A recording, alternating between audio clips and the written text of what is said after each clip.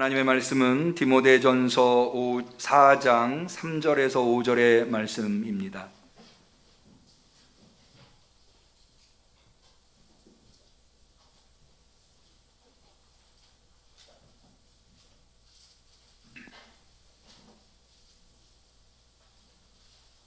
성령 강림절 15번째 주일에, 특별히 11월 첫째 주 주일에 사모하는 마음으로 주 앞에 나온 우리 성도님들에게 주신 소중한 하나님의 말씀, 능력의 하나님의 말씀, 은혜의 하나님의 말씀, 디모데 전서 4장 3절에서 5절의 말씀을 우리 다 같이 소리를 내어서 한 목소리로 받들어 읽도록 하겠습니다.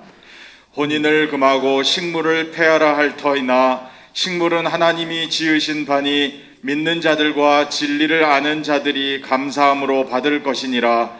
하나님의 지으신 모든 것이 선함에 감사함으로 받으면 버릴 것이 없나니 하나님의 말씀과 기도로 거룩하여 지미니이다. 이는 하나님의 말씀입니다. 아멘.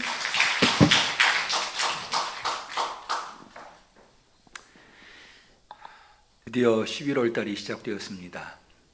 여러분, 이 11월 달에 무엇을 하시렵니까? 11월 달을 대하는 여러분들의 태도는 무엇입니까? 어제 뉴스를 보니까 이제 단풍이 절정에 이르렀고 코로나도 위드 코로나로 방역 단계가 전환되어서 많은 분들이 단풍을 보려고 떠나셨더라고요. 그런 것도 소중합니다.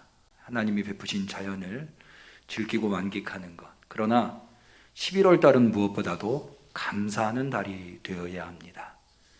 왜냐하면 이 11월 달은 추수감사절이 들어있는 달입니다. 뿐만 아니라 교회력에 의하면 교회력은 대강절로부터 한 해가 시작되거든요. 그래서 이 11월 달이 한 해의 마지막 달이 됩니다. 왜냐하면 대강절은 성탄절 전 4주부터 시작이 되거든요. 그래서 12월부터 혹은 11월 말부터 성탄절이 대강절이 시작되기 때문에 이 11월 달은 한 해의 마지막 달, 물론 양력으로는 한 달이 더 남았습니다만은 마지막 달이기 때문입니다. 마지막은 무조건 감사를 해야 합니다.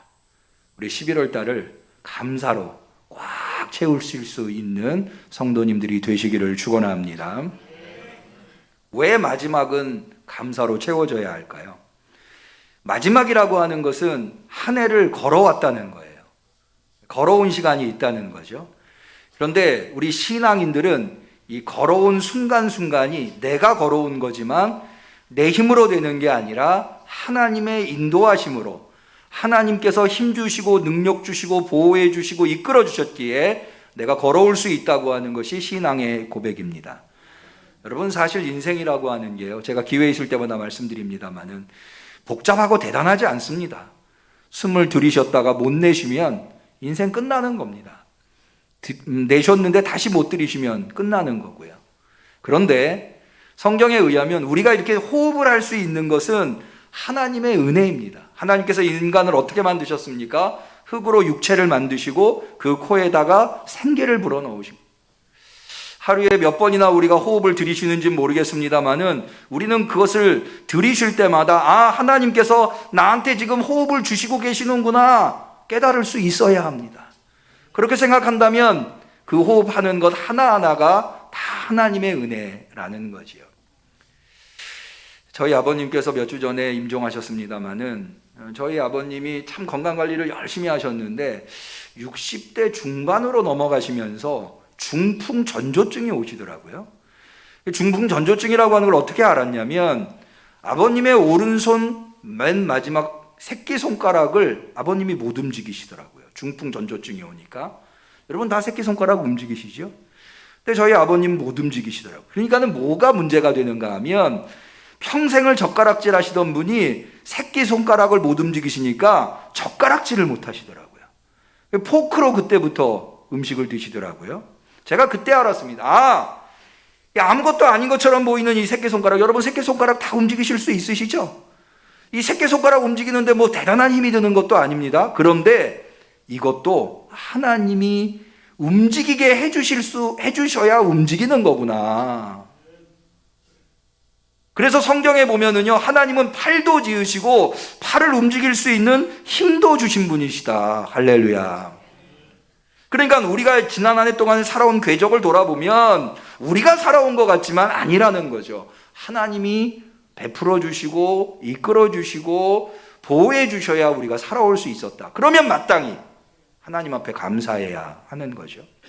뿐만 아니라 여러분, 우리가 삶이 이게 마지막 달이라고는 하지만 계속해서 삶을 이어가야 되잖아요. 더군다나 이제 새롭게 시작될 한 해는요, 매우 중요한 한 해입니다. 개인적으로, 가정적으로, 교회적으로, 사회적으로, 국가적으로, 전 세계적으로 중요한 한 해라고 할 수 있는데, 왜냐하면 2년 동안이나 코로나로 무너진 삶들을 회복해야 하는, 다시 세워야 하는 시기가 바로 돌아오는 한 해이기 때문입니다. 교회적으로도 특별한 의미를 갖고 있는데요, 하나님께서 우리 응암교회를 여기 새성전으로 세워주셨습니다. 얼마나 감사한 일입니까? 그런데요, 저는 이렇게 생각해요.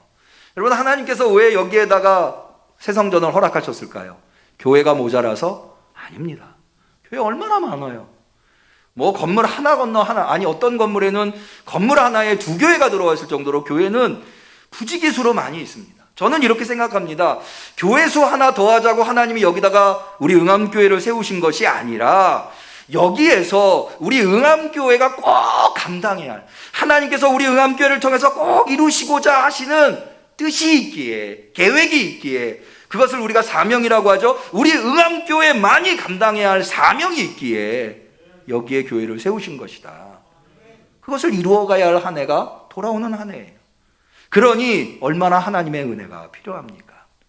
그래서 감사해야 하는. 그러면 혹 어떤 분이 이렇게, 아니 하나님 은혜 얻으려고 감사합니까? 하나님의 은혜와 감사는 어떤 관계에 있을까요? 하나님은 감사하는 사람한테 은혜를 주시는 겁니까? 그건 아니에요. 여러분, 하나님은, 제가 말씀드립니다만, 하나님은 우리에게 기본적으로 가지고 있는 태도가 무엇이냐면, 하나님은 우리에게 좋은 것을 주시려고 안달나신 분이시다. 예수님도 이에 대해서 마태복음 7장 11절에 이렇게 말씀하셨어요. 너희가 악할지라도 좋은 것으로 자식에게 줄 알거든. 우리 인간이 얼마나 악합니까? 내가 얼마나 악합니까? 내가 악하지만 내 자식에게는 좋은 걸 주려고 그러잖아요. 너희가 악할지라도 좋은 것을 자식에게 줄 알거든. 하물며 하늘에 계신 너희 아버지께서 구하는 자에게 좋은 것으로 주시지 않겠느냐. 하나님이 얼마나 우리에게 좋은 것을 주시려는 분이신가. 예수님이 이렇게 인상적으로 표현하고 있어요. 그런데 왜 이렇게 우리에게 좋은 것을 주시려고 하시는 하나님한테 우리는 그 좋은 것을 받지 못하는 것일까요? 이사야서 59장 1절에 이렇게 되어 있어요. 여호와의 손이 짧아 구원치 못하심도 아니고 귀가 둔하여 듣지 못하심도 아니라 오직 너희 죄악이 너희와 너희 하나님 사이를 내었고 너희 죄가 그 얼굴을 가리워 너희를 듣지 않으시게 함이니. 무슨 얘기예요? 하나님과 우리의 관계가 훼손되지 않아야 하나님이 베푸시는 은혜가 우리한테 공급될 수 있다는 거예요. 하나님은 우리에게 기본적으로 좋은 것을 항상 풍성하게 주시려고 하는데 하나님과의 관계가 훼손되면 그것이 제대로 우리에게 공급되지 않는다는 거죠. 그러면 우리는 어떻게 하나님과 올바른 관계를 형성할 수 있습니까? 그게 바로 감사입니다. 여러분, 하나님이 우리에게 어떤 것을 주시든지, 우리가 어떤 상황에 있든지, 우리의 기분 상태가 어떤지와 상관없이 우리가 하나님한테 보일 수 있는 태도는 딱 하나예요. 감사. 깨달음이 있으시기를 바랍니다. 저는 아이들이 이렇게 성장하기 전에, 부모님이 이렇게 아프시기 전까지는 일주일에 한 번은 부모님한테 찾아가서 같이 식사를 했어요. 아이들을 데리고. 근데 제가 부모님한테 찾아갈 때 사실 기분이 늘 좋을 때만 있었던 건 아니에요. 기분이 안 좋을 때도 있었어요. 아버님 때문에 속상할 때도 있었고요. 또 부부 사이가 안 좋아서 속에 화가 잔뜩 들어있을 때도 있었어요. 그런데요, 여러분 한번 생각해 보세요. 내 감정이 어떠하던 것과 상관없이 내가 부모님한테 찾아갈 때는 나는 부모님한테 어떤 모습을 보여야 할까요? 내가 화난다고 막 얼굴 인상 찌끄리고 그러고 부모님 찾아가면 되나요? 그래서는 안 돼요. 부모님한테 찾아갈 때는 늘 웃는 모습을, 웃는 얼굴로 부모님 마음 편안하게 해드리는 마음으로 찾아가야 되는 거예요. 여러분, 우리가 하나님을 만나러 갈 때는요, 하나님한테 내가 지금 심적으로 어떤 상태에 놓여 있던지 아무 상관없이 하나님을 만나러 갈 때는 감사하는 마음으로 찾아가야 하는 거예요. 그래서 시편 49편 23절에는 뭐라고 되니? 감사로 제사를 드리는 자가 하나님을 영화롭게 하나니. 뭐로 제사를 드리는 자? 감사로 제사. 오직 하나님한테 물론 여러분들이 지금 예배 드리러 오시려고 성경과 찬송을 준비하시고 헌금을 준비하시고 좋은 옷을 준비하시고 마음과 몸을 정갈하게 하셔서 교회를 오신 것 아주 소중해요. 그러나 무엇보다도 하나님은 가장 먼저 무엇을 보시느냐, 중심을 보시는 하나님은 우리가 감사를 준비하고 왔는가. 여러분, 한번 여러분 속을 들여다보세요. 지금 감사가 있으신가요? 감사로 제사 드릴 수 있는 성도님들이 되시기를 축원합니다. 왜? 감사로 제사 드리는 자가 하나님을 영화롭게 하기 때문입니다. 그 행위를 옳게 하는 자에게 하나님이 구원을 보이신다고 약속하셨습니다. 그래서 오직 감사예요. 바울은 그래서 데살로니가 교회 성도들한테 이렇게 말해요. 항상 기뻐하라, 쉬지 말고 기도하라, 범사에 감사하라. 이는 그리스도 예수 안에서 너희를 향하신 하나님의 뜻이니라. 어찌하든지 감사하는 성도가 돼야 되는 거예요. 그런데요, 우리가 살다 보면 감사할 수 없는 순간이 있어요. 저희 딸아이가 배화여고를 다녔어요. 지금 이제 대학생이지만 고3 때 수능을 앞두고 수시로 대학을 지원을 한 거예요. 수시 발표하는 날이 되었어요. 배화여고가 미션스쿨이니까 교장 선생님이 아이들을 모아놓고 예배를 드리는 거예요. 특별히 저희 딸아이가 선교부장이었어요. 목사 딸로 태어나서 그래 선교부장을 했어요. 거기 모여가지고 예배를 드리는데 그날 마침 교장 선생님이 무슨 찬송을 부르시는가 하면 그리 아니하실지라도 이 찬송을 부르는 거예요. 근데 우리 딸아이 마음에 오늘 수시 대학 발표하는 날이에요. 그 찬송을 부르면 꼭 떨어질 것 같은 거예요. 그래서 다른 사람 찬송 부르는데 우리 딸아이가 이렇게 기도했대요. 하나님께서 이제까지 나한테 베풀어 주신 것만 해도 감사한 일이지만 내가 만약 오늘 떨어지면 많이 속상할 것 같네요. 감사가 안 될 것 같네요. 그래서 그리 아니하실지라도 찬송을, 사실은 굉장히 유치한 신앙이죠. 아니, 당락이 그날 결정되겠습니까? 이미 결정돼 있죠. 예. 근데 그날 발표하는 날 그리 아니하실지라도 찬양을 부르면 꼭 떨어질 것 같다는 거예요. 근데요, 제가 그 얘기를 듣고 우리 딸아이한테 야, 너는 목사 딸이 돼가지고 신앙이 그것밖에 안 되냐? 라고 말하기보다 그 마음이 이해가 되더라고요. 네. 그래, 나라도 그렇게 됐겠다. 그리 아니하시면 오늘 떨어지면 감사가 안 될 때가 있어요. 살다 보면. 근데 범사에 감사하라고 그랬거든요. 억지로 감사해도 되는가? 억지로 하는 감사 정말 하나님이 좋아하실까? 범사에 감사하라고 그랬는데 난 정말 감사가 안 되는데 그래도 감사하는 것이 하나님이 받으시는 일인가? 이런 생각이 있는 분들에게 하나님은 오늘 디모데전서 4장을 통해서 그래도 감사해야 한다고 가르쳐 주시고 계십니다. 오늘 본문은요, 목회서신 중에 하나입니다. 바울에게 디모데라고 하는 인물은 특별한 의미를 가지고 있습니다. 왜냐하면 디모데를 바울은 가장 신뢰했었던 인물이거든요. 그래서 자신이 세운 교회들에게 문제가 생겼을 때 바울은 디모데를 꼭 보냈어요. 그래서 디모데가 가서 그 문제를 해결할 수 있도록. 디모데가 에베소 교회에서 목회를 하고 있을 때 교회가 굉장히 어려웠습니다. 그래서 목회적 조언을 하기 위해서 디모데전서를 기록하게 되었는데요. 교회를 어렵게 만든 사람들은 누구냐? 거짓 교사들이었어요.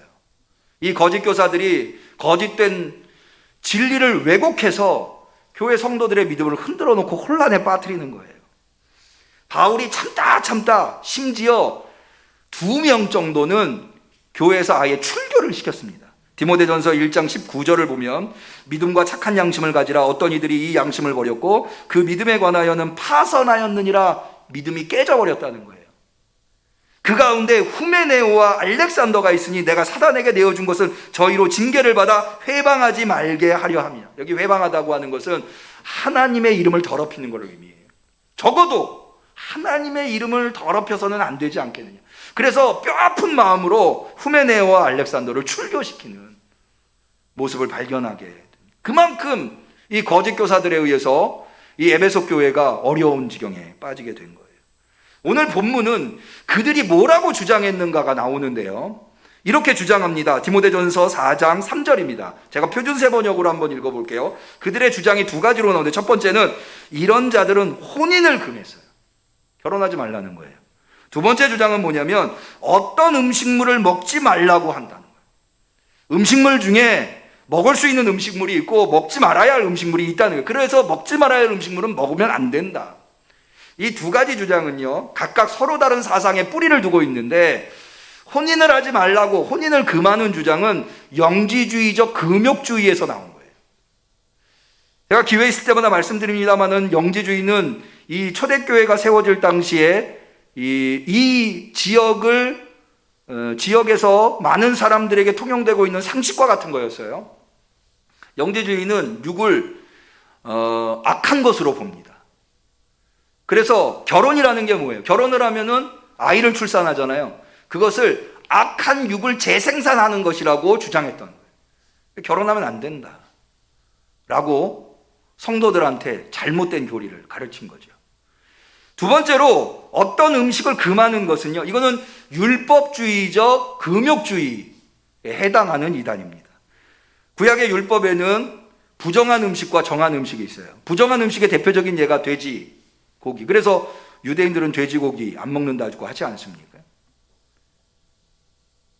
그런데 이 기독교가 이 유대교회, 예수님도 율법에 뿌리를 내리고 계시잖아요. 내가 율법을 폐하러 온 것이 아니라 율법을 완성하러 왔다 말씀하셨기 때문에 이 교회 안에서는 이 율법을 대단히 소중한 것으로 여기는 사람들이 있었어요.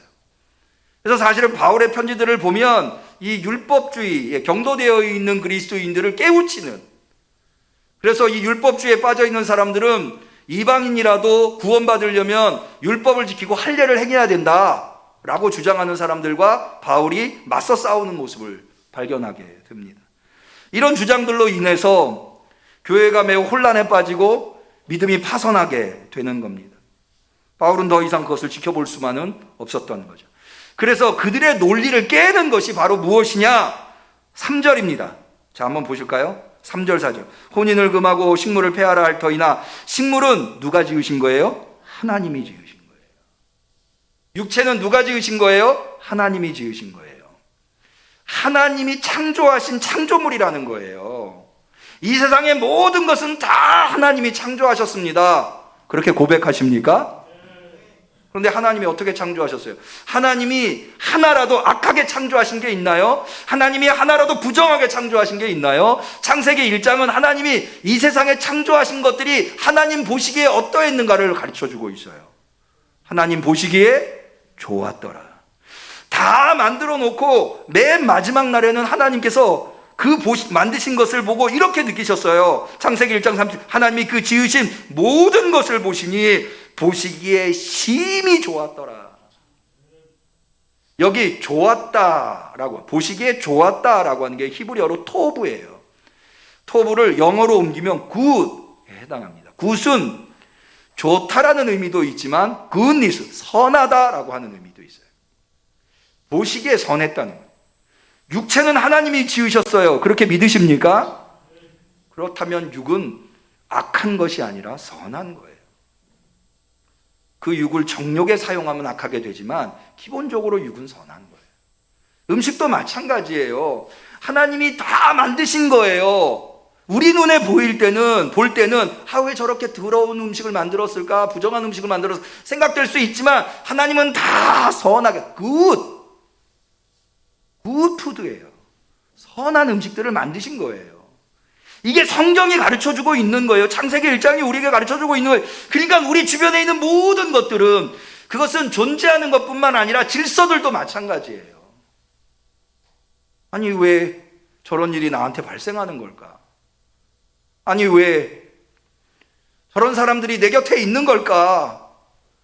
그런 것까지도 하나님이 창조하셨다고 하는 것을 인정한다면, 성경은 하나님의 말씀으로 인정하십니까? 인정한다면 그것은 good, 선한 것이고 좋은 것이에요. 그게 기본이에요. 하나님이 기본적으로 선하게 창조하셨어요. good. 근데 내가 그거를 악하게 본다면, 내가 그걸 더럽다고 한다면, 여러분 이게 얼마나 성도들한테 뿌리 깊이, 유대인, 특별히 유대인 성도들한테 뿌리 깊이 자리를 했냐면, 보자기 환상을 사도행전에서 보죠. 베드로가 환상 중에 보자기가 하늘로부터 내려오는 걸 봐요. 거기에 뭐가 들어있어요? 부정한 음식이 들어있는 거예요. 하나님이 먹어라. 누가 먹으라고 그런 거예요? 하나님. 그런데 베드로가 이 율법주의에 경도되어서 하나님이 먹으라고 그러는데도 거부해요. 하나님보다 자기가 더 잘나는 거죠. 내가 한 번도 부정한 음식 먹어본 적 없습니다. 마지막 하나님께서 뭐라고 그럽니까? 베드로한테 내가 너한테 선하다고 하는데 네가 왜 악하다고 하느냐. 하나님이 선하게 만드셨어요. 선한 거예요. 하나님이 선하게 만들었으면 선한 것으로 인정할 수 있어야죠. 그래서 바울은 4절에 이렇게 이야기합니다. 하나님이 지으신 모든 것이 선함에 감사함으로 받으면 버릴 것이 없나니. 디모데전서 4장 4절의 말씀을 마음에 새기시기를 바랍니다. 저는 이것을 이렇게 한번 명제를 만들어요. 감사하면 감사하게 된다. 한번 따라해 보실까요? 감사하면 감사하게 된다. 아버님께서요, 나이 30에 응암교회에 부임해 오는 저를 굉장히 걱정하시는 거예요. 새벽마다 전화하셔. 그래서 많은 목회적 조언들을 하세요. 그런데요, 그 많은 목회적 조언들을 싹 다 잊어버렸어요. 뭐 기억이 잘 안 나요. 딱 한 가지만 기억이 나요. 근데 왜 그걸 기억하느냐? 목회를 하면서 그 말씀이 저한테 너무나 도움이 됐기 때문에 그래요. 그게 뭐냐면, 목회를 막 시작하려고 하는 저에게 아버님이 저를 앉혀놓고 이렇게 말씀하시죠. 네가 앞으로 목회를 하다 보면 정말 너를 괴롭히는, 너에게 힘든 성도가 있을 수 있다. 그런데 그 사람만 없으면 내가 목회를 참 편하게 하겠다라고 생각이 되어서 그 사람 뽑아버리고 싶겠지만 절대 뽑지 마라. 왜? 그 사람 뽑으면 그 자리에서 그 사람보다 7배 악한 사람이 올라온다. 그러니 이렇게 생각해라. 참 감사하다. 그분이 계셔서 그분보다 7배 악한 분이 못 올라오시니까. 그리고 그 사람을 잘 품어줘라. 그러면 너는 그만큼 유익하게 될 거다. 저는 응암교회 목회를 하면서 이 말씀을 뼈저리게 느꼈어요. 지금 내가 볼 때는 왜 저렇게 나를 힘들게 할까 하더라도 나중에 지나고 보면 그분이 나에게 얼마나 큰 유익이 됐는지, 나에게 큰 도움이 됐는지 알 수가 없어요. 여러분, 감사하면 감사하게 됩니다. 하나님이 지으신 모든 것이 선함에 감사함으로 받을 것이냐. 감사함으로 받으면 버릴 것이 없느니라. 한 번 더 따라해 보실까요? 감사하면 감사하게 된다. 그런데요, 바울은 여기에서 멈추지 않아요. 한 걸음 더 나가요. 유익하게 되는 것뿐만 아니라 더 나아가서 거룩하게 만들 수 있다는 거예요. 자, 5절을 볼까요? 하나님의 말씀과 기도로 거룩하여짐이니라. 율법주의에서 말하는 것은 부정하다고 그랬잖아요. 그런데 아니라는 거예요. 너가 정말로 하나님의 말씀에 두 발을 딛고 서 있고, 그리고 하나님 앞에 감사 기도할 수 있으면, 놀라운 사실은요, 요한복음에 보면 예수님께서 사랑하는 나사로가 죽어가요. 이런저런 이유 때문에 예수님께서 이 나사로의 집에 늦게 도착합니다. 그로 말미암아 이 나사로가 이미 죽어서 장사를 치루었어요. 무덤을 만들어가지고 거기에 장사를 지냈어요. 마르다가 원망합니다. 예수님 왜 이제야 오셨습니까? 사람들이 막 통곡하고 난리가 났어요. 예수님께서 거기 도착하셔가지고 장사를 치른 그 무덤에 문을 열어놓으라는 거예요.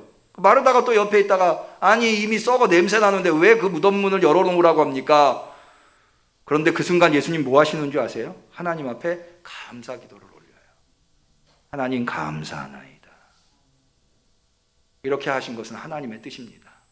저희들로 하여금 내가 예수 그리스도를 통해서 죽음을 물리쳐 이길 수 있다고 하는 것을 나타내 주시기 위함입니다. 그렇게 감사 기도할 때 죽은 나사로가 살아서 걸어 나옵니다. 믿으시기를 바랍니다. 감사의 신비예요. 감사하면 감사하게 됩니다. 여러분 지난 한 해뿐만 아니라 2년 동안을 우리는 코로나로 시달렸어요. 저도 목회자로서 하나님 이럴 수 있습니까? 아니 다른 건 몰라도 예배는 드릴 수 있게 해주셔야 하는 건 아닙니까? 왜 코로나 같은 이런 바이러스가 생겨가지고 성도가 예배도 못 드리게 만듭니까? 예배는 목숨보다 귀한 것 아닙니까? 더 나아가서 코로나가 금방 해결될 줄 알았어요? 2년이나 지나도록 해결이 안 되는 거예요. 하나님, 이거 언제 해결해 주시는 겁니까? 이것 때문에 너무나 많은 사람들이 고통을 당하고 있습니다. 그런데 지금 와서 돌이켜 생각해 보면 말이죠. 코로나로 인해서 우리가 잊고 살았던 것들, 우리가 당연하게 생각했었던 것들, 사랑하는 사람을 만나고 친구를 만나고 하나님을 만나러 나오는 것, 그게 당연한 줄 알았어요. 근데 그게 당연한 게 아니었다고 하는 것. 왜 우리가 그런 말 하잖아요. 건강을 잃어보고 난 다음에야 건강의 소중함을 안다고. 그런 것들이 그냥 되는 줄 알았어요. 근데 그게 아니었던 거죠. 그리고 우리가 당연하게 일상적으로 받아들였던 것들이 우리에게 얼마나 소중한 것들이었는가를 깨닫게 된 겁니다. 코로나로 인해서 깨닫게 된 거죠. 그것으로 멈춘 것이 아니에요.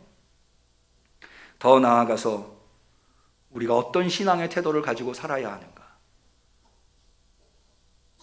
많은 사람들이 함께 모여서 좋은 환경에서 예배드리는 것 중요하겠죠.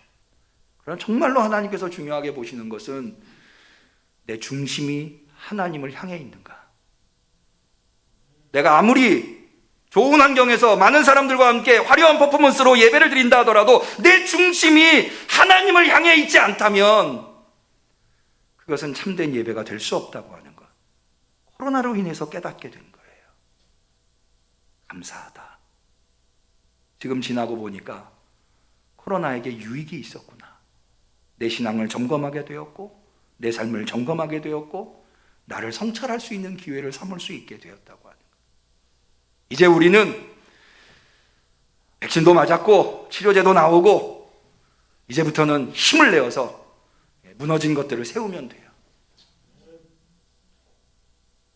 지나온 2년 동안의 교훈을 바탕으로 우리는 열심히 최선을 다해서 하나님 앞에 감사하면서 하나님 깨닫게 하셔서 감사합니다. 이제 그 깨달음을 가지고 하나님이 맡겨주신 사명 잘 감당하겠습니다. 그렇게 하신다면 하나님께서 모든 것을 좋게 만들어 주실 것입니다.